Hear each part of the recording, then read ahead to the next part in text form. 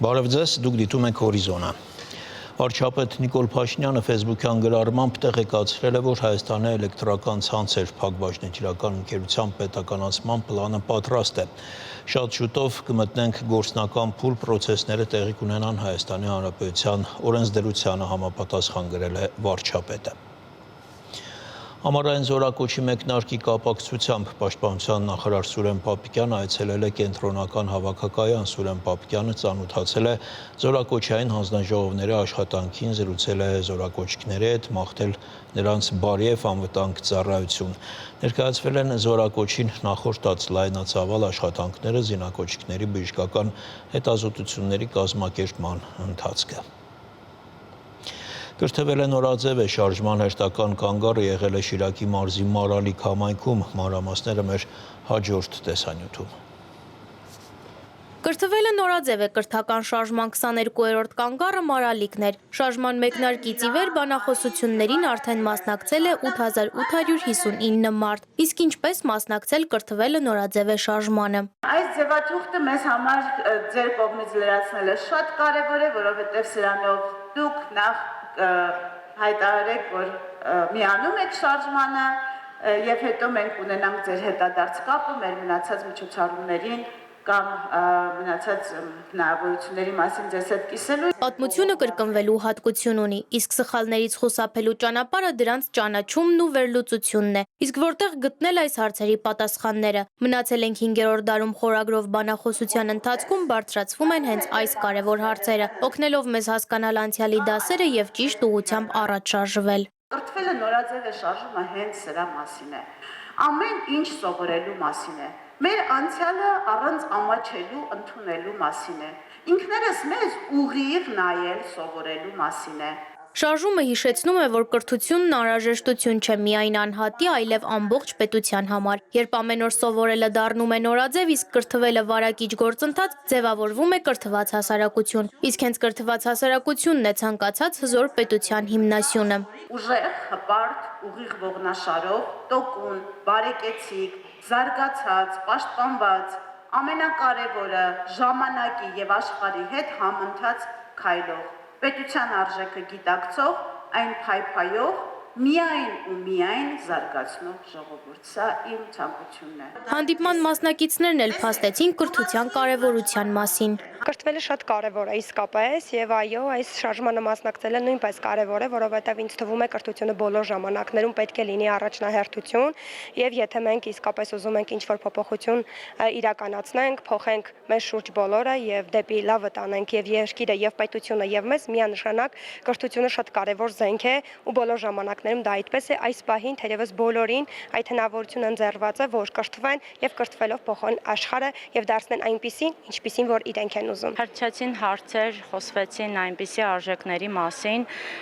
որոնց մասին ինքս էլ երբևէ հետ չէի գնացել մտովիչ եւ չէի վերարժևորել։ Միտքը, որ վարչապետը բարձրացրեց, նախ փոխիր ինքդ քեզ, որպեսզի փոխես պետությունդ, հա, փոխես երկիրդ, հենց այդտեղից է սկսվում ամեն ինչ, հենց այս կրթվելը նորաձև ֆորմատը, այս բանավեճը ինձ թվում է տանում է դեպի այդ մտքին։ Շարժումը բավականին տպավորիչ է, իրականում գաղափարը ինքնին բավականին լավն է, որովհետև կրթվելը վերաբերում է յուրաքանչյուրին, սկսած հասարակ մարդուց, վերջացրած մինչև վարչապետով, գաղափարը ողջունելի է։ Կարող են լուծվել մի շարք խնդիրներ, այսինքն այն մարդիկ, ովքեր չեն հասցրել ժամանակի ընթացքում ստանալ որևէ կրթություն, կարող են ներգրավել այս ծրագրում եւ լրացնել այն բացը, որը մնացել է տարիների ընթացքում։ Բանախոսությունների ընդմիջումներին բեմը լցվեց ժողովրդական երգերով, երաժշտությամբ եւ գունեղ բարերով։ Կրթությունը հիմնարար արժեք է հաջողությունների հասնելու ճանապարհին։ Հանդիպման հաջորդ հատվածում կրթության կարևորության, ինչպես նաև պետության եւ հայրենիքի գաղափարների մասին հանդես եկավ Հայաստանի Հանրապետության վարչապետ Նիկոլ Փաշինյանը, իմանալ ինչպես եւ իրական Հայաստան թեմաներով իր բանախոսությունների ընթացքում։ Բանախոսությունը կոչվում է իմանալ ինչպես, բայց սա երևացող վերնագիրն է։ Բանախոսությունը ունի նաև չերևացող վերնագիր, այդ չերևացող վերնագիրը հետևյալն է. պիտի նայես եւ պիտի չտեսնես, պիտի լսես եւ պիտի չիմանաս։ Հանդիպումն ավարտվեց հարց ու պատասխանով, որի ընթացքում մասնակիցները հնարավորություն ունեցան նաև մտքերի փոխանակման։ Զվարթ Ղազարյան, Լևոն Խաչատրյան, Հորիզոն։ Երևանի ավականին այսօր քննարկել է 1991-ից 2025 թվականների ընթացքում դպրոցների մանկապարտեզների օտարման գործընթացները ուսումնասիրելու համար ավականու քննիչ հանձնաժողով ստեղծելու հարցը։ Նախաձեռնությունը իշխող խմբակցության ներկայացուցիչներինն է։ Նախորդ տասնամյակներում մի շարք համայնքային գույքեր, հատկապես նաև մանկապարտեզների տարածքներ օտարվել են, ինչի հետևանքով հազարավոր երեխաներ զրկվել են մանկապարտեզ հաճախելու իրավունքից եւ գոյացել են հերթեր, որոնք որ մինչ օրս շարունակում են լինել, չնայած վերջին տարիներին դրանք էականորեն նվազել են, բայց այդ խնդիրը առկա է եւ այդ խնդիրը տարիներ շարունակ հանրության մեջ խոսակցությունների մակարդակով եղել է եւ հանրությանը հետաքրքրող հարց է։ Տվյալ հարցերի հետ կապված նաև կա կարծում եմ անհրաժեշտ է որպեսզի Երևանի ավականին իր դիրքորոշումը հայտնի, վերջերս նաև էլի շատ է քննարկվում մանկապարտեզների թեման եւ կարծում ենք, որ անհրաժեշտություն կա մեր հանրությանը լավ իրազեկել, ինչ է իրականում տեղի ունեցել, երբ է տեղի ունեցել, ում կողմից, ում համար, ինչ վնաս է կրել դրանից համայնքը, ինչ գույքային վնաս է կրել եւ ինչպիսի հերթեր են գոյացել։ Նախագիծը ի սկզբանե կազմվել էր 1996-ից 2018 թվականների ժամանակաշրջանի վերաբերյալ, բայց առաջարկ եղավ ազգային առաջընթաց խմբակցությունից, որպեսզի ժամանակաշրջանը լինի 91-ից 2025 թվականներին, ինչեր ընտրվել 96-ից 18 թվականներ, որովհետև Երևանում տեղական ինքնակառավարման մարմինները ձևավորվել են 1996 թվականից, 95 թվականի Սահմանադրության ընդունումից հետո եւ ընտրվել էր այդ ժամանակահատվածը եւ մինչեւ 18 թվականներ ընտրվել, որովհետեւ առնվազն մեզ համար որպես նախաձեռնող ակնհայտ էր, որ 18 թվականից հետո այդպիսի գործարք չի եղել, բայց քանի որ առաջարկ հնչեցվեց, ես որոշեցի այդ առաջարկը ընդունել եւ դարձնել 91-ից 25 թվականներ, նաեւ առաջարկ եղավ ավելացնել սպորտային դպրոցների եւ երաժշտական դպրոցների գույքերի հնարավոր օտարման դեպքերը, այս առաջարկը նույնպես ընդունվել է եւ ընդհանուր տրվել է դպրոցներ ձևակերպում, որպեսզի մենք որևէ սահմանափակում չունենանք այդ հարցի ուսումնասիրության համար եւ նաեւ քանի որ հանրակրթական դպրոցները հիմնականում պետական գույքի կառավարման կոմիտեի տիրապետության տակ են, այդ գույքերը դրանց օտարման հետ կապված գործարքներում համայնքը որպես այդպիսին դեր չի ունեցել, բայց ամեն դեպքում որոնց մասով որ համայնքը կլինի սեփական, եղած կլինի սեփական դատեր գույքի, դրանց վերաբերյալ ուսումնասիրություն կիրականացվի։ Հանձնաժողովը կազմված է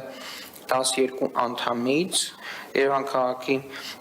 քաղաքում տեղական ինքնակառավարման մասին օրենքի 35-րդ հոդվածի 4 մասի համաձայն հանձնաժողովը կազմված է յուրաքանչյուր խմբակցությունից հավասար ներկայացվածությամբ, բայց ես առաջարկել եմ յուրաքանչյուր խմբակցությունից 3-ական, բայց քանի որ Մայր Հայաստան խմբակցությունը հրաժարվել է մասնակցել հանձնաժողովի աշխատանքներին, ուստի 12 անդամից է բաղկացած հանձնաժողովը Եվ նաև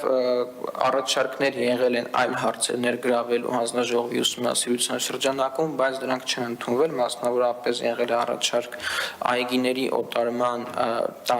այգիների տարածքների օտարման հարցերը նույնպես ներառել։ Ես այդ առաջարկը չեմ ընդունել, քանի որ կարծում եմ, որ քննող հանձնաժողովը, քանի որ առաջի անգամ է ձևավորվում Երևանի ավականիում, պետք չի ծանրաբեռնել շատ թեմաներով, որովհետև նույն կերպ կարելի է օրինակ պոլիկլինիկաների հարցեր ներառել, շատ տեսակի գույքեր կամ հողամասերի հարցեր կարելի է ներառել, բայց պետքա, քանի որ հանձնաժողովի գործունեության ժամկետը 6 ամիս է, կարծում եմ պետքա հարցերի ծավալը լինի ժամանակահատվածին համապատասխան։ Իրանն ու Իսրայելը խոսում են հրադադարի մասին, սակայն փոխադարձ հարվածները շարունակվել են։ Միացյալ Նահանգներն էլ հորդորել է չխախտել հրադադարը։ Նաթանցի, Ֆորդոյի եւ Սպահանի միջուկային 3 օբյեկտներին Միացյալ Նահանգների հարվածից հետո իրավիճակը կտրուկ լարվեց, թեև Իրանը հայտարարել էր, թե նախապես տարհանել էին այդ օբյեկտներում եղածն ու մեծ վնաս չեն կրել։ Բայց Թեհրանը հայտարարեց պատասխանի իր իրավունքի մասին։ Երկուշաբթի արդեն Իրանը հարված հասցրեց Կատարի եւ Իրաքի ամերիկյան ռազմաբազաներին։ Կատարը, Սաուդյան Արաբիան եւ Միացյալ Էմիրությունները փակեցին օդային սահմանը։ Խոսվեց նույնիսկ Իրանի կողմից Հորմուզի նեղուցը փակելու հավանականության մասին։ Բայց նաեւ կային վերլուծություններ, որ այս պատերազմում կողմերը նաեւ դեմքն ու հեղինակությունը փրկելու հարց են լուծում։ Այս տեղեկությունների ֆոնին բեկումնային նշանակություն ունեցան Միացյալ Նահանգների նախագահ Դոնալդ Թրամփի միմյանց հետևից հրապարակվող հայտարարությունները։ Նախ լրահոսում հայտնվեց Թրամփի առաջին նախադասությունը։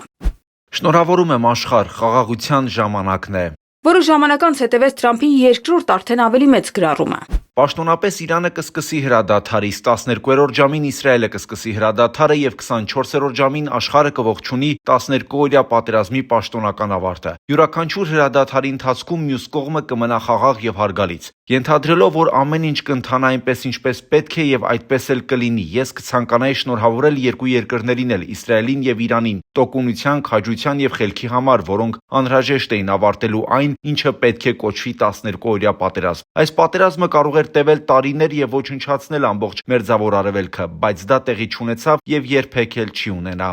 Դրանից հետո առաջին հայտարարությունները հնչեցին Իրանից։ Այս պահի դրությամբ որևէ համաձայնություն չկա հրադադարի կամ ռազմական գործողությունների դադարեցման վերաբերյալ, այնուամենայնիվ, եթե Իսրայելի վարչակարգը դադարեցնի իր անօրինական ագրեսիան Իրանի ժողովրդի դեմ ոչ ուշ, քան Թեհրանի ժամանակով ժամը 4-ին, ապա դրանից հետո մենք մտադրություն չունենք շարունակելու մեր պատասխանը։ Մեր ռազմական գործողությունների դադարեցման վերաբերյալ վերջնական որոշումը կկայացվի ավելի ուշ։ Ավելի ուշ Իսրայելի վարչապետի գրասենյակն էլ արձագանքեց, նշելով, թե իրենք համաձայնել է երկկողմանի հրադադարի մասին Միացյալ Նահանգների առաջարկին, սակայն եթե խախտվի դա, ապա խիստ կարձագանքեն։ Կրակը ամբողջությամբ չդադարեց, Իսրայելն ու Իրանը հարվածներ փոխանակեցին։ Իրանը նաև հայտարարեց, որ իսրայելական հարվածից միջուկային էներգիայի մասնագետ է մահացել։ Դոնալդ Թրամփը նոր հայտարարություն արեց սոցցանցի իր էջում։ Հրադադարն այժմ ուժի մեջ է մտել, խնդրում եմ մի խախտեք այն։ Դրանից հետո էլ չնայած հրադադարի մասին հայտարարություններին, Իսրայելը նշեց, թե Իրանի կողմից նոր հարվածներ են եղել, եւ դա պատճառաբանելով Իսրայելի պաշտպանության նախարարը հայտարարեց, որ պատասխանի հրահանգ է տվել, բայց իրանական կողմը հերքեց, որ նոր հրթիռ է արձակել Իսրայելի ուղղությամբ։ Չնայած այս ամենին, արդեն իսկ հայտնի է, որ որոշակի համաձայնության հասնել հնարավոր է եղել Միացյալ Նահանգների եւ Կատարի միջնորդությամբ, եւ Կատարում Միացյալ Նահանգների ռազմաբազայի ուղղությամբ իրանական հարձակումը ոչ այնքան հակամարտությունը էսկալացնելու, որքան մեղմացման տանելու նպատակ ուներ։ Թե ինչպիսի զարգացումներ կլինեն դժվար է ասել, բայց Միացյալ Նահանգների փոխնախագահը Fox-ին տված հարցազրույցում ասել է, որ Միացյալ Նահանգները ձգտում է Իրանի հետ ուղիղ երկխոսել հետագա համագործակցության մասին։ Ուղերձները միշտ փոխանցվում են որևէ միջնորդի միջոցով, իրանցիների հետ դա հետևողականորեն այդպես է եղել։ Անշուշտ մենք կցանկանայինք խոսել նրանց հետ, նախագահը դա հստակ հասկացրել է։ Մենք կցանկանայինք ուղիղ զրույց ունենալ այն մասին, թե ինչպես առաջ շարժվենք։ Չնայած լրահոսում հայտնվող տարբեր տեղեկություններին, Իրան մի քանի մակարդակով հայտարարեց, որ Իսրայելի ուղղությամբ հրթիռ չի արձակել, իսկ ազգային անվտանգության գերագույն խորհուրդը հայտնեց, որ հրադադարի ռեժիմը ուժի մեջ է մտել։ Քրիստինե Ալագուլյան, Հորիզոն։ Աշխարհում իրարանցում առաջացրած հակամարտությունների ֆոնին Հաագայում մեկնարկում է ՆԱՏՕ-ի գագաթաժողովը։ Ընդ որում Եվրոատլանտյան ռազմական դաշինքում այս ընթացքում միասնական դիրքորոշում չկա շատ հարցերում, պաշտպանական ծախսերը ավելացումից մինչև Ռուսաստանի դեմ պատերազմում Ուկրաինային աջակցությունը շարունակելը։ Միաժամանակ նոր մարտահրավեր է Իրան-Իսրայել հակամարտությունը, թեև Միացյալ Նահանգների նախագահը հայտարարել է պատերազմի ավարտի մասին։ Նշենք, որ ՆԱՏՕ-ի հորակարգում առանձին քննարկում նախատեսված չէ Մերձավոր Արևելքում ընթացող զարգացումների վերաբերյալ, սակայն ամենայն հավանականությամբ անդամ երկրները այդ հարցը կքննարկեն։ Ռուս-ուկրաինական ճակատում կողմերը փոխադարձ հարվածներ են հասցրել, անցած գիշեր ռուսական կողմը անօդաչու թռչող սարքերով հարվածել է Ուկրաինայի Սումիի մարզին։ Տեղական իշխանությունները հայտնել են 3 զոհի մասին։ Ուկրաինայի ռազմաօդային ուժերը հայտարարել են, որ ՀՕՊ համակարգերը ոչնչացրել են անօդաչուների մեծ մասը։ Մոսկվայի մարզի նահանգապետն էլ հայտնել է անցած գիշեր ուկրաինական անօդաչու թռչող սարքի հարվածի մասին, ինչի հետևանքով 2 մարդ զոհվել է։ 88 տարեկանում կյանքից հեռացել է ՀԽՍՀ ժողովրդական արտիստ, Հայաստանի Հանրապետության պետական մրցանակի դափնեկիր Մովսես Խորենացի մեդալակիր Գուշ Մանուկյանը։ Հայաստանի վարչապետի որոշմամբ կստեղծվի Գուժ Մանուկյանի հուղարկավորության կազմակերպման հանձնաժողով։ 1980 թվականին է Գուժ Մանուկյանը արժանացել ՀԽՍՀ ժողովրդական արտիստի պատվավոր կոչմանը,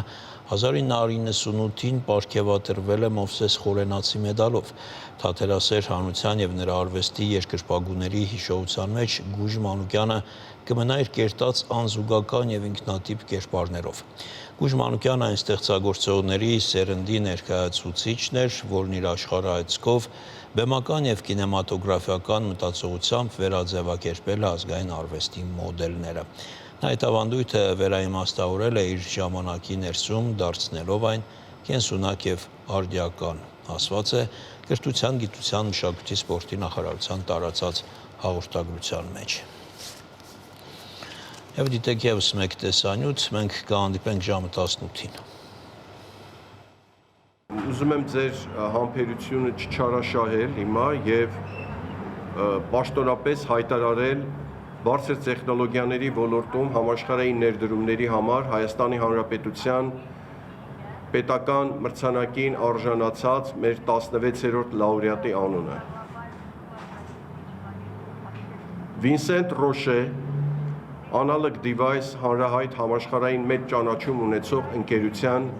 նախագահ։ Իսկ ով է այս տարվա դափնեկիրը? Վինսենտ Ռոշն անալոգային դիվայսիս ընկերության ղեկավարն է, ով ընդլայնել է բարձր արդյունավետության անալոգային լուծումների ոլորտում ընկերության առաջատար դիրքը, կիրառական նորարարության, հաճախորդակենտրոնության եւ գործառնական գերազանցության նկատմամբ իր նվիրվածության միջոցով։ Արդեն 15 տարի Viva ընկերությունը մնում է այս կարևոր իրադարձության անմիջական աջակիցն ու հավատարիմ գործընկերը։